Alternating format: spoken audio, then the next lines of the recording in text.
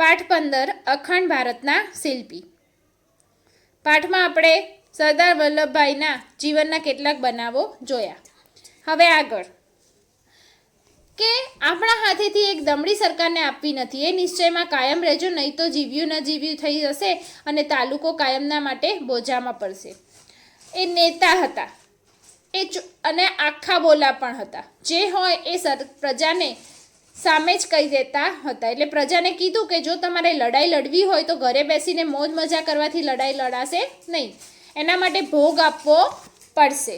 અને આપણા હાથેથી એક દમડી સરકારને આપણે આપવી નથી. એક પૈસો લગાન ભરવા પર જ હતો ને આ બારડોલીનો જે લડત હતી એટલે કે છે કે એક પૈસો એ આપણે સરકારને આપવો નથી.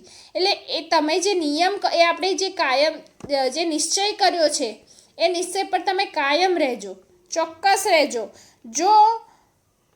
જો તેમાં તમે સહેજ પણ ડગુમગુ થઈ ગયા અને જો આ આપણી લડત નકામી જશે તો તમારા લોકોથી જ જીવ્યું નહીં જીવાય, કારણ કે લગાન ભરવો પડશે. એટલે કાયમ માટે એક બોજ, એક ભાર આપણા માથે રહેશે. વલ્લભભાઈ વીર હતા એટલા જ વિનોદી હતા, રમૂજી હતા. મહાદેવભાઈની ડાયરીમાં વિનોદના ઘણા પ્રસંગો નોંધાયા છે. એકવાર મહાદેવભાઈએ ક્યાંક એક શબ્દ વાંચેલો. શબ્દ હતો રચનાત્મક ગફલત. ગફલત એટલે ભૂલ. રચનાત્મક ભૂલ કોને કહેવાય એમને નવાઈ લાગી. રચનાત્મક ગફલત તે વળી કેવી હોય? પણ સરદાર જેમનું નામ તરત જ બિરબલની છટાથી, બિરબલને તમે ઓળખો છો એટલે બિરબલની છટાથી એમને બિરબલ સાથે સરખાવ્યા કે બિરબલની છટાથી બોલી ઉઠ્યા. ન સમજ્યા એટલે શું કહેવાય? રચનાત્મક ગફલત કોને કહેવાય ન સમજ્યા? આજે તમે દાળ બનાવી હતી ને તેવી દાજેલી દાળ. વિનોદમાં, રમૂજીમાં મહાદેવભાઈને કંઈ પણ દીધું કે રચનાત્મક ગફલત, રચનાત્મક ભૂલ એટલે કે આજે તમે જે દાળ બનાવી હતી એવી દાળ, અને દાળ કેવી હતી? દાજેલી હતી એને. બરાબર, એટલે હસવામાં એમને જણાવી પણ દીધું. વલ્લભભાઈએ જેલ યાત્રા પણ બેઠી હતી. દાંડી યાત્રા તમે ઓળખો, તમને ખબર છે ગાંધીજીની દાંડી યાત્રા. તો એના 5મા દિવસ પહેલાં 7 માર્ચના રોજ અંગ્રેજ સરકારે તેને રાજગામમાંથી ધરપકડ કરી હતી વલ્લભભાઈની, અને એમને સાબરમતી જેલમાં, આપણે અમદાવાદની સાબરમતી સેન્ટ્રલ જેલમાં રાખવામાં આવ્યા હતા. તે વખત જેલમાં સજા ભોગવી રહેલા આઝાદી જંગના આંદોલનકારીઓ જે હતા એમણે ગગનભેદી નારાઓથી જેલની દિવાલોને ગજવી મૂકી હતી. જ્યારે સાબરમતી જેલમાં વલ્લભભાઈને લાવવામાં આવ્યા ત્યારે ગગનભેદી નારાઓથી જોરશોરથી એમ જેલની દિવાલોને જાણે ગજવી મૂકી હતી એવા નારાઓ સાથે એમને વધાવ્યા હતા. સરદારની આ પ્રથમ જેલ યાત્રા કેટલી કઠિન હતી તેનું વર્ણન મહાદેવભાઈની ડાયરીમાં મળે છે. જેલ યાત્રા હોય એટલે કઠિન તો હોય, પરંતુ એ ખૂબ જ આગળ પડતા હતા આ બધા આંદોલનોમાં, એટલે એમને વધારે કઠિનાઈતા ભોગવવી પડી હતી. ધરપકડના 3જા દિવસે મહાદેવભાઈ અને આચાર્ય કૃપલાણીજી જે સરદારને મળવા જેલમાં ગયા હતા. તે વખતે તે થયેલી પ્રશ્નોત્તરીના થોડાક અંશો જોઈએ તો જુઓ, એના આધાર પરથી ખબર પડશે કે એમને શું ભોગવ્યું અને એમણે કેવી રીતે એને સહન કર્યા. તમને કેવી રીતે રાખે છે? ચોર ઉલટાની જેમ મને રાખે છે. અંગ્રેજો મહાદેવજી પૂછે છે, મહાદેવજી કે ભાઈ સરદાર વલ્લભભાઈ પટેલ તમને કેવી રીતે આ લોકો રાખે છે? તો કે છે ચોર લૂંટારાઓને જેમ રાખે છે એમ મને રાખે છે. સુવાના માટે શું છે? એક કાળો કામડો જેની ઉપર આરોટીએ છીએ. ખોરાકનું કેમ છે? ખોરાકનું તો શું પૂછવું, બપોરે કંઈક જાડા રોટલાને દાળ, સાંજે રોટલાને શાક એમ આપે, ગોડાને ખપે તેવું જ હોય છે. આ રીતે એમને રાખવામાં આવતા હતા. પરંતુ એમનામાં જોશ એટલો હતો, એટલો દેશભક્તિ હતી એમને કે એ બધું સહન કરવા તૈયાર હતા. આઝાદી કાજે, આઝાદી માટે આપણા દેશ નેતાઓએ કેવી અને કેટલી યાતનાઓ વેઠી હતી તેની માત્ર એક આ ઝલક છે. સાબરમતી જેલમાં જ્યાં સરદારને જ્યાં કેદ રાખવામાં આવ્યા હતા, જ્યાં તેમને બંદી બનાવવામાં આવ્યા હતા, તે વિભાગને સરદાર સ્મૃતિ વિભાગ તરીકે ઓળખવામાં આવે છે. જ્યાં એમને બંદી બનાવવામાં આવ્યા હતા એ વિભાગને આજે સરદાર સ્મૃતિ તરીકે ઓળખવામાં આવે છે. રાજાઓના તાજ મુકાવ્યા, ધન્યવીર વલ્લભ સરદાર. હવે શા માટે એમને અખંડ ભારતના શિલ્પી કહેવામાં આવે છે એ આવ્યું. સાંભળજો. રાજાઓના તાજ મુકાવ્યા ધન્યવીર વલ્લભ સરદાર. ચલો હવે જાણે આપણે જોઈ લીધું કે અંગ્રેજોથી છુટકારો મેળવી દીધો. હવે રાજાઓ રાજ કરતા હતા દરેક રાજ્યમાં. અંગ્રેજોને હાથ નીચે તો રાજાઓ જ હતા ને, તો જે રાજાઓ રાજ કરતા હતા એમને તાજ મુકાવ્યા અને ભારતને એક કર્યો. એ હતા ધન્યવીર વલ્લભ સરદાર. આપણા એક કવિએ આમ વલ્લભભાઈને વીરનું વિશેષણ આપ્યું છે.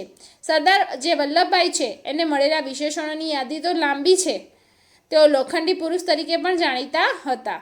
સાથે સાથે આપણા રાષ્ટ્રભાષાના કવિ હરિવંશરાય બચ્ચન, એટલે કે આપણા અમિતાભ બચ્ચન જે છે અભિનેતા, એમના પિતાશ્રી એ સરદાર માટે અદ્ભુત કવિતાની રચના કરી છે. વાંચજો. હરેક પક્ષ કો પટેલ તોલતા, હરેક ભેદ કો પટેલ ખોલતા, દુરાવ્યા छिपावसे इसे गरज, कठोर नग्न सत्य बोलता, પટેલ હિન્દ કી નિડર જબાન હૈ. એટલે કે આપણા રાષ્ટ્રભાષાના કવિ છે હરિવંશરાય બચ્ચન, જે અમિતાભ બચ્ચનના પિતાશ્રી છે. એમણે પણ કવિતા લખી છે અને એમણે પણ કીધું છે કે જે સરદાર વલ્લભભાઈ પટેલ છે એ દરેક પક્ષમાં રહેતા અને કાર્ય કરતા. એ કોઈ પક્ષના નેતા બનવા માંગતા ન હતા, પરંતુ જે સાચું છે ત્યાં દરેક પક્ષને સામે કહી દેતા હતા, સત્ય બોલી હતા. સરદાર જન સમુદાયની નાડના ભારે પારખું હતા.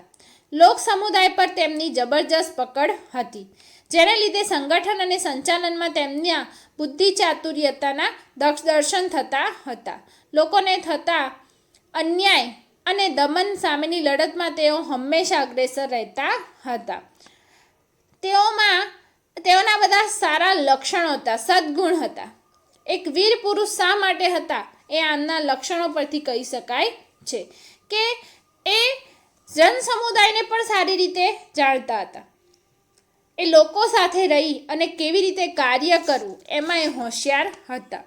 દાંડીકૂચ દરમિયાન લોખંડી મનોબળવાળા સરદારના ઉદ્ગારો જોઈએ તો હવે એક ધર્મયુદ્ધ ખેલવાનું છે જે દુનિયાએ પહેલાં ક્યારેય નહીં જોયું હોય. બધા ગુજરાતીઓને ટકોરા મારીને કહી દઉં છું કે મૃત્યુનો ભય હોય તે જાત્રાએ જતા રહે, પૈસા હોય તે પાલવે તે દેશ પલાયન થાય. શરમાવવું પડે તેવું કોઈ જ કામ સાચો ગુજરાતી નહીં કરે. ગુજરાતી પ્રજા સ્વતંત્રતાના ઇતિહાસમાં પહેલું પાનું લખીને મહાયુદ્ધના મંડાણ કરશે. પ્રભુ સૌનું કલ્યાણ કરે અને ઈશ્વર સૌને સહાય કરે. કેટલા સ્પષ્ટ વક્તા હતા. મોઢે જ કહી દીધું, જેની પાસે પૈસા છે એ દેશ છોડીને દેશ પલાયન, દેશ છોડીને જતા રહે. જેને મૃત્યુનો ભય છે એ જાત્રાએ જતા રહે. બાકી જે છે સાચો ગુજરાતી છે એ આવું બધું કોઈ કાર્ય કરશે નહીં. એ દેશમાં જે મહાયુદ્ધ ખેલાયું છે એમાં મંડાણ કરશે, એમાં આગળ વધશે. જે પણ બધાને જે જતા રહેવાના છે દેશ છોડીને, જેને મૃત્યુનો ભય છે અને જાત્રાએ જતા રહે, કે જે આ મને યુદ્ધમાં સાથ આપે, બધાનું ભગવાન કલ્યાણ કરે ને ઈશ્વર બધાને મદદ કરે. એટલે કે જનતામાં પણ પકડ રાખવામાં એ માનતા હતા. સરદાર એટલે આપણા દેશના ત્રિમૂર્તિ.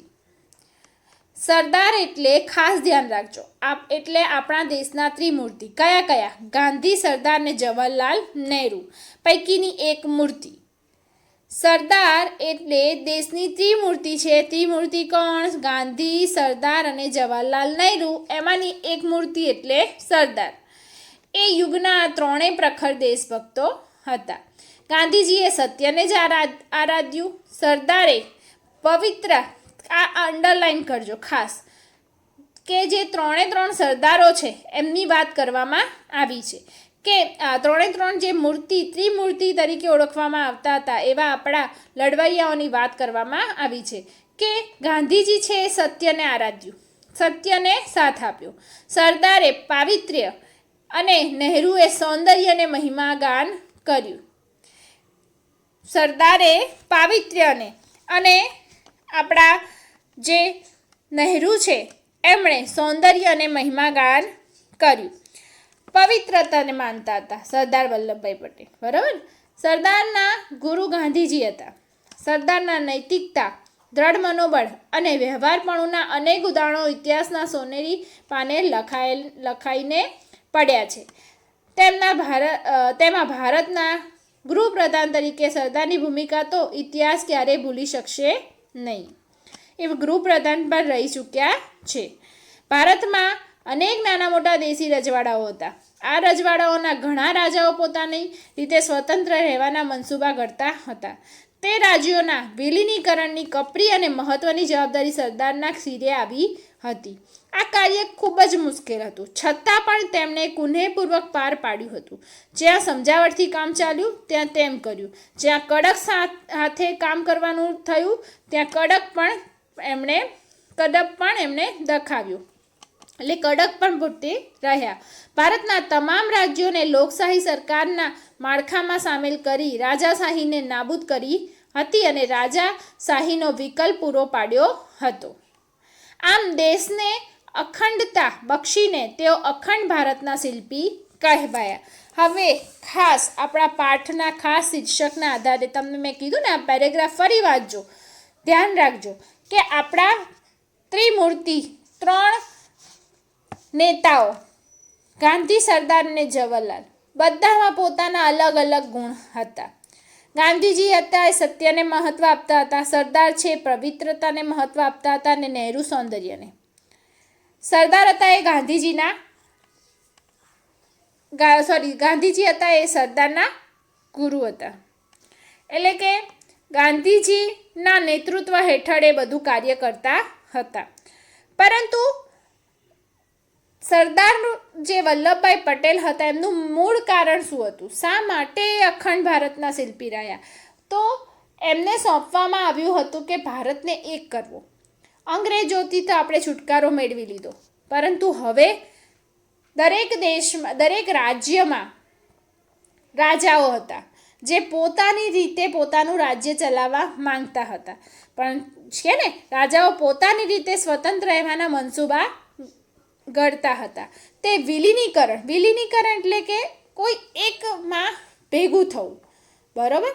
કે ભારતના જે આપણે ભારતનું એક લોકશાહી રાજ્ય સરકાર તરીકે જે બનાવવા માંગતા હતા, આખા ભારતને એક કરવા માંગતા હતા, એ એમાં તૈયાર હતા નહીં. કારણ કે દરેક રાજાઓને તે પોતાના રાજા હોવાનો ગર્વ હોય, સાથે સાથે એને પૈસા મળતા હોય, તો એ પોતાનું રાજ્ય છોડવા તૈયાર હતા નહીં. પણ જો એમ ના છોડે તો ભારતના ફરી ભાગલા પડે અને ભવિષ્યમાં ફરી અંગ્રેજો એના ઉપર હુકમ કરી શકે, હુમલો કરી શકે અને પોતાનું રાજ પાછું લઈ શકે. એટલે ભારતને એક થવું ખૂબ જરૂરી હતું. તો એ વખતે આ સરદાર છે એમણે એમનું નેતૃત્વ એમણે કર્યું હતું અને એમણે જે રાજા ઉપર કડકતાથી કામ ચાલે એના ઉપર કડક પગલાં લઈ અને એમને એક કર્યા. જેને સરળતાથી વાત થતી હતી એ લોકો જોડે સમજાવટથી કામ પતાવ્યું. આ રીતે એમણે જે રાજાશાહી હતી એને નાબૂદ કરી અને લોકશાહીની સ્થાપના કરી અને એથી તેઓ અખંડ ભારતના શિલ્પી તરીકે ઓળખાવ્યા. વિનોબા ભાવે, આ વિનોબા લખે છે કે સરદાર સ્પષ્ટ બોલતા હતા, પ્રહાર કરતા તે ડરતા નહીં, ભલે કોઈને ગમે તે લાગે. વળી વળતો પ્રહાર જો પોતાના ઉપર આવે તો તેથી એ જરાય ડગમગતા ન હતા. બોલી તો શકતા હતા અને સાંભળવાની પણ એટલી તાકાત એમનામાં હતી. ગાંધીજીના અંગત સચિવ મહાદેવભાઈ દેસાઈ સરદાર માટે લખે છે, ખેડૂતોની ભાષામાં બોલતા સરદારની આંખોમાં અંગારા જેવી ચમક દેખાતી અને વિરોધીઓના વિનાશ કરી નાખે તેવી આંધીની સર્જન તેમની વાણીમાં થતું. જ્યારે તે નેતા હતા ત્યારે એમની આંખોમાં એવી ચમક હતી કે જેનાથી વિરોધીઓનો વિનાશ થઈ શકે અને સાથે સાથે એમની વાણી પણ કેવી હતી? આંધીના સર્જન જેવી હતી. એટલે એક રૂપ આપેલા છે. ગાંધીજીએ સરદારના એક અત્યંત છુપા સ્વરૂપને છતું કરતાં કહ્યું જણાવ્યું હતું કે સરદારની શૂરવીરતા, જ્વલંત દેશદાસ અને અનંત ધૈર્યના ગુણોથી તો હું અજાણ ન હતો, પણ તેણે મને જે પ્રેમથી તરબોળ કર્યો છે તેવા માતૃપ્રેમ જેવા ગુણ માટે પણ સદાય ઋણી છું. એટલે એ કઠોર હતા, શૂરવીર હતા, દેશદાસ ખૂબ હતી એમનામાં, પણ એટલા એ કડક હતા, એની સાથે એટલા પ્રેમાળ પણ હતા. મને તેમની લાગણીઓમાં માતાનું સ્મરણ થઈ આવતું હતું. માતા જ દર્શાવી શકે એવા ગુણોનું મને સરદારે દર્શન કરાવ્યું. એટલે એ એટલા લાગણીવશ પણ હતા. વલ્લભભાઈ સાદગી પ્રિય હતા. સાદું જીવન અને ઉચ્ચ વિચાર તેમનો જીવન મંત્ર હતો, જે પોતાની પુત્રી મણિબહેનને પણ તેમણે વારસામાં આપ્યો હતો. ઉત્તરકાળમાં દીકરી મણિબહેને પિતાની ઉલટથી સેવા કરી હતી. મણિબહેનની પણ સાદગી એવી કે થીગડું મારેલી સાડી પહેરવામાં પણ તેમને નાનપ અનુભવતા ન હતા. જેવા પિતા હતા એવી જ પુત્રી હતી. અખંડ ભારતના આ શિલ્પીનું તારીખ 15/12/1950 રોજ અવસાન થયું. ચરોતરના એક નાનકડા ગામમાં જન્મીને છેક દેશના નાયબ વડાપ્રધાન અને ગૃહમંત્રી તરીકે સેવાઓ આપનાર સરદારને લાખ લાખ વંદન. એક નાના ગામમાં જન્મ લીધેલો, પરંતુ એમના ગુણોને કારણે અને એમના કાર્યોને કારણે એ દેશના વડાપ્રધાન પણ બન્યા, ગૃહમંત્રી તરીકે પણ તેઓએ સેવા આપી અને સાથે સાથે મેઇન આપણા ભારત દેશને અંગ્રેજોથી તો છુટકારો અપાવ્યો. અંગ્રેજોથી તો છુટકારો આપવામાં એ ઘણા બધા આપણા દેશભક્તો એમાં સામેલ હતા, પરંતુ એ પછી અંગ્રેજોથી છૂટ્યા પછી, અંગ્રેજોની ગુલામીમાંથી છૂટ્યા પછી આ જે રાજ્યોમાં જે રાજાઓનું રાજ હતું એમાં વિલીનીકરણ કરવાની પ્રક્રિયામાં એમનો ખૂબ મોટો ભાગ હતો. તો આવા હતા આપણા સરદાર વલ્લભભાઈ પટેલ. વિદ્યાર્થી મિત્રો, પાઠમાં સમજ પડી ગઈ હશે. તમે સરદાર વલ્લભભાઈ વિશે થોડું ઘણું તો જાણતા જ હતા. સાથે સાથે આ એક એમના નવા અખંડ ભારતના શિલ્પી શા માટે બન્યા એ તમને શીખવા મળ્યું. બરાબર ને? તો પાઠને વાંચજો અને એને સમજજો. હવે નેક્સ્ટ પાર્ટમાં આપણે સ્વાધ્યાય અભ્યાસની ચર્ચા કરીશું.